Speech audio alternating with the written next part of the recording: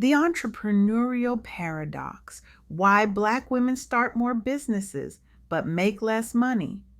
Good evening, everyone. Thank you for joining us for this special presentation of the Soft Girl Era podcast.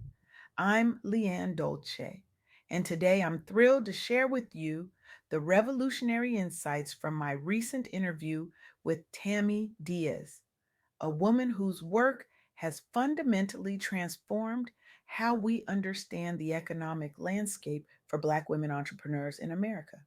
Tammy isn't just a researcher or advocate, she's a visionary who has dedicated her life to dismantling the invisible barriers that have kept generations of brilliant Black women from achieving the financial success their innovation deserves. Her groundbreaking work has illuminated not just the problems, but pathways to solutions that could reshape generational wealth for Black communities for centuries to come.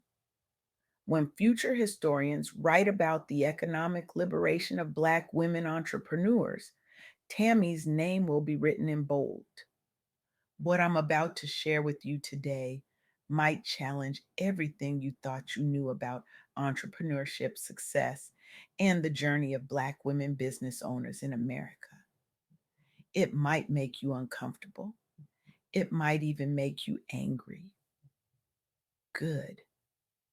Because comfortable conversations have never created change. Let me start with something that stopped me in my tracks during my conversation with Tammy. We often celebrate the fact that Black women are starting businesses at historic rates. It's a beautiful narrative of resilience and determination. But here's the startling reality beneath that celebration. While Black women make up 28% of Black entrepreneurs, only 15% report making a profit. Let that sink in for a moment.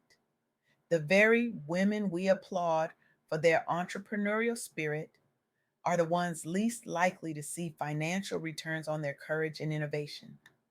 This isn't just a gap, it's a chasm that demands our attention and action. Even more striking is this contrast. Women of color make up 39% of the female population in the United States, yet they account for an astounding 89% of new female owned businesses launched daily. We are starting businesses at unprecedented rates, but the financial rewards aren't following. This, sisters and brothers, is what I call the entrepreneurial paradox. The troubling reality that the very act we've been told will liberate us economically is often happening without the systems, support, and structures needed to make it sustainable. As Tammy explained to me with fire in her eyes that I wish you could have seen, starting a business isn't the finish line, it's barely the starting block.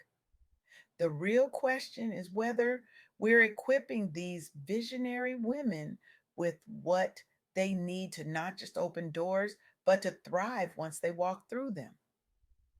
Let's unpack what's really happening here, because understanding the problem is the first step toward creating meaningful solutions. First, we need to acknowledge what Tammy calls the employment vulnerability reality. The data from April 2025 tells a disturbing story. Black women lost 106,000 jobs in a single month, with unemployment rising to 6.1% from 5.1% in March. That's nearly double the 3.3% unemployment rate for white women during the same period. This employment vulnerability creates a push factor that often drives Black women into entrepreneurship out of necessity rather than opportunity. When the traditional employment landscape becomes hostile or unstable, many turn to entrepreneurship as a survival strategy rather than a growth strategy. And that fundamental difference in starting position shapes everything that follows. As one entrepreneur shared with Tammy, I didn't start my business because I saw a market opportunity. I started it because I was tired of being the first fired and last hired. But starting from survival mode meant I was always playing catch up instead of playing to win. The second insight Tammy shared was what she terms the representation versus revenue gap. While businesses owned by women of color have grown at an impressive rate of 163%, and Black women and African American owned companies account for 21% of all female owned companies, the financial returns don't match this representation. Of the $1.9 trillion generated by female owned companies, firms owned by women of color account for only $422.5 million. That's not just a gap, it's a systemic failure to convert entrepreneurial energy into economic power. We're doing the work, Tammy emphasized, pounding the table between us, but the money isn't following the work. And without capital, even the most brilliant business ideas struggle to reach their potential. The third critical insight from our conversation addresses the confidence and resource barriers. Globally, women are 20% less likely than men to feel confident in their business skills, with 40% reporting self doubt as a major barrier to entrepreneurship. For Black women entrepreneurs, this confidence gap is compounded by limited access to crucial resources like mentorship, networks, and finance. One of my favorite affirmations that emerged from my conversation with Tammy is this: my ambition deserves investment. My vision deserves funding. My business deserves to thrive, not just survive. I invite you to repeat that to yourself whenever doubt creeps in.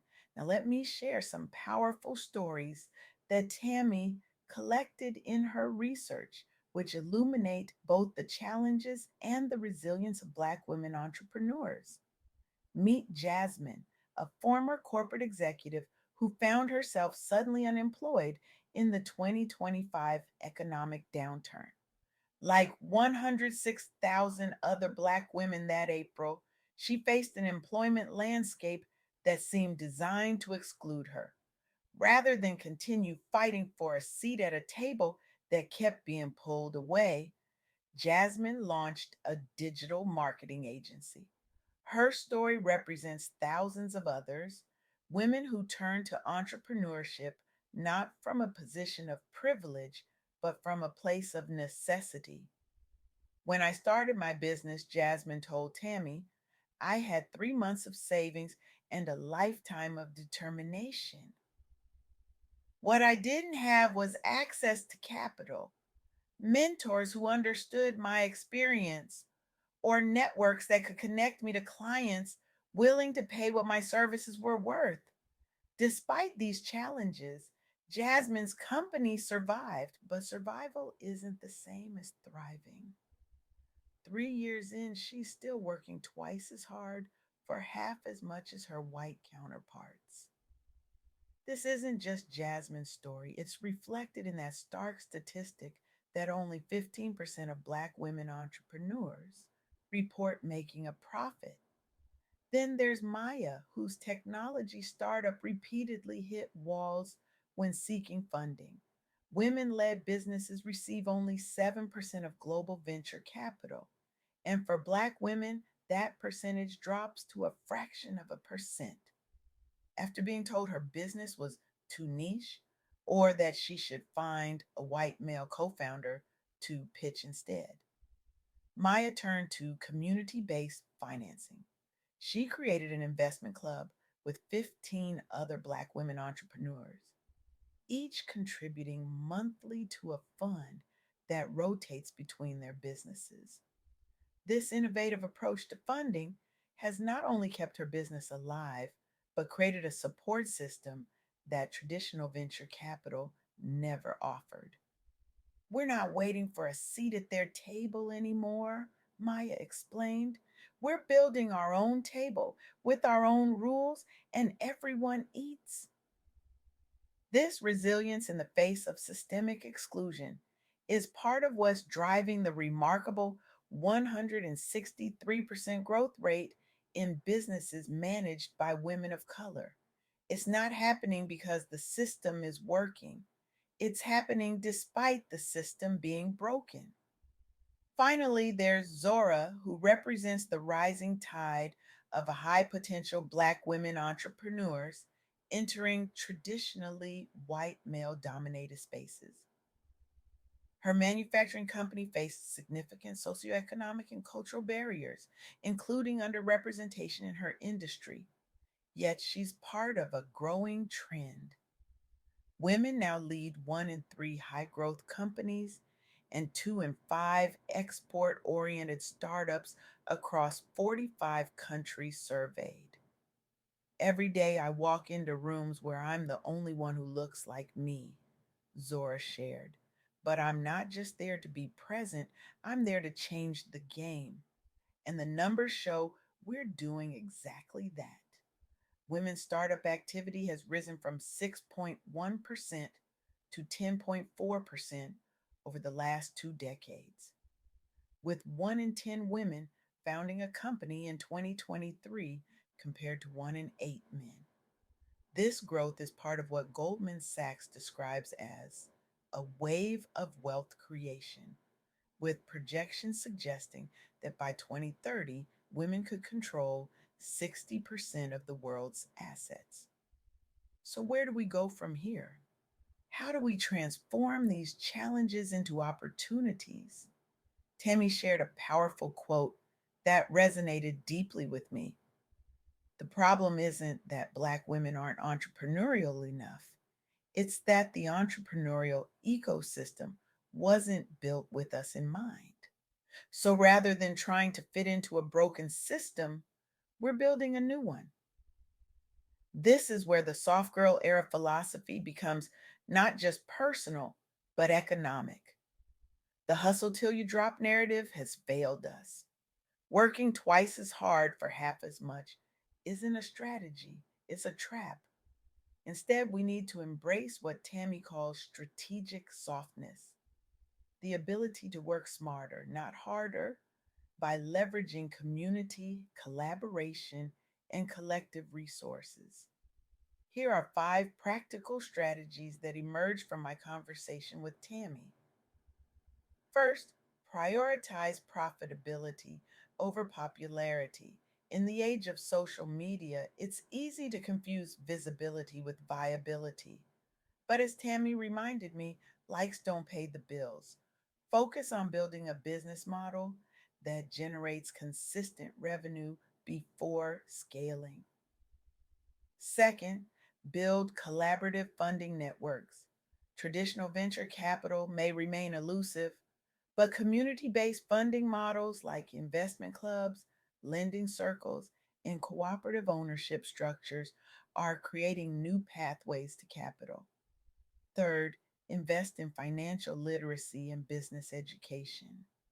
Understanding the numbers isn't just about keeping track of money, it's about making strategic decisions that drive growth and sustainability. Fourth, create and join mastermind groups specifically for Black women and entrepreneurs. These peer support networks provide not just emotional encouragement, but tactical advice from those who understand your specific challenges. Finally, practice radical self care as a business strategy. Burnout isn't a badge of honor, it's a business liability. As Tammy eloquently put it, you can't pour from an empty cup, and you can't build a sustainable business from a depleted self. I stand before you today not just as a podcast host sharing interesting statistics, but as a witness to a revolution in progress. The entrepreneurial paradox facing Black women isn't just a business problem, it's a moral challenge to our society.